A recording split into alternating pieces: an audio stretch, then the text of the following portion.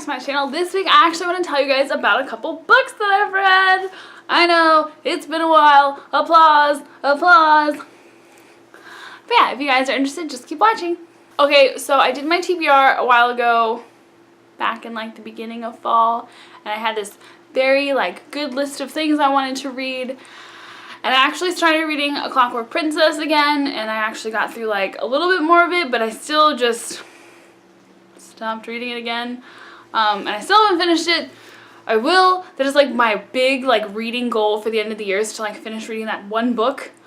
But yeah, one of my friends suggested a book to me called How to Hang a Witch by Adriana Mathers, and I was like, sounds interesting. So I picked it up from my library app and I started reading it, and I couldn't put it down, and I finished it in like a day. And it really got me back in like the reading flow. And then of course I had to read the second one, Haunting the Deep.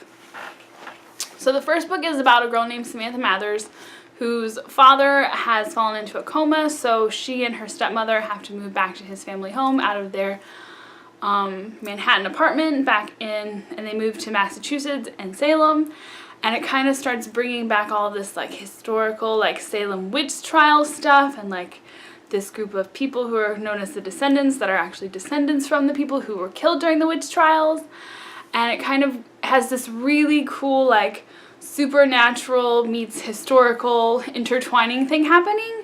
And it was really interesting to read, and it was really cool to me was that the author, these are actually about like her ancestors. Like they talk about Cotton Mathers, who had a lot to do with the Salem witch trials back in the day, about him and just all the things that went on, which I thought was really neat. And then this made me want to read the second book called Haunting the Deep by her.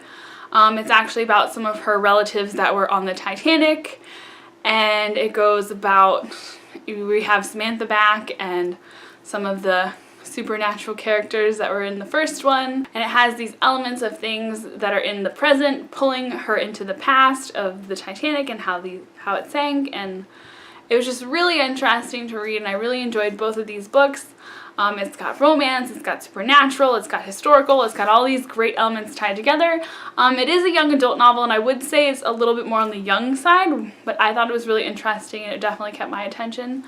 And I definitely can't wait to read more, because the second one kind of left off a little cliffhangery, so I'm pretty sure there's going to be another one, or at least I hope there's going to be another one. So I'm waiting on that one, but Haunting in the Deep just came out like this month, this year, so I feel like it's going to be a while until another one comes out, but I'm okay with that.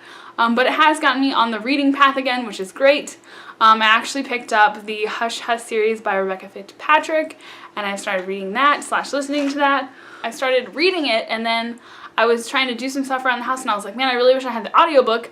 So I checked out the audiobook from my e-library, and so I've been listening to it / reading it, depending on what I'm doing, where I am, that kind of thing. But I'm really enjoying it so far. I really wanted another like supernaturally like ghost kind of thing, and I was surprised to find that I couldn't really find a lot of like ghost stories that were like How to Hang a Witch.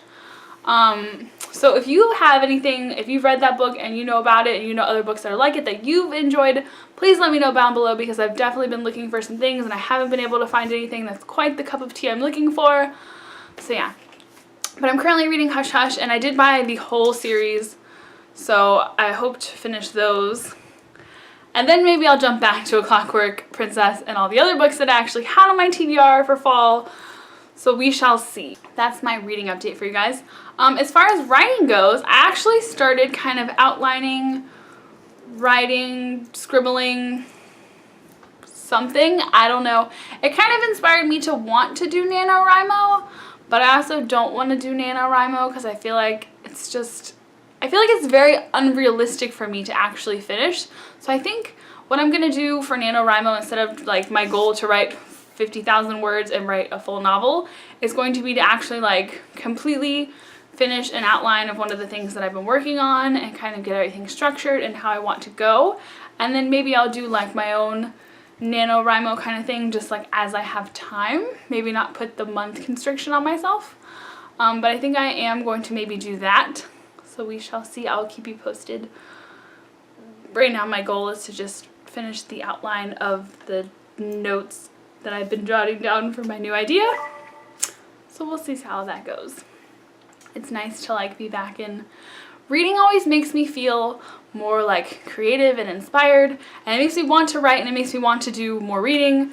So I feel like I'm in a very good place right now to start doing both of those things. So we'll see how the rest of this year goes with all the crazy that's going to be happening soon.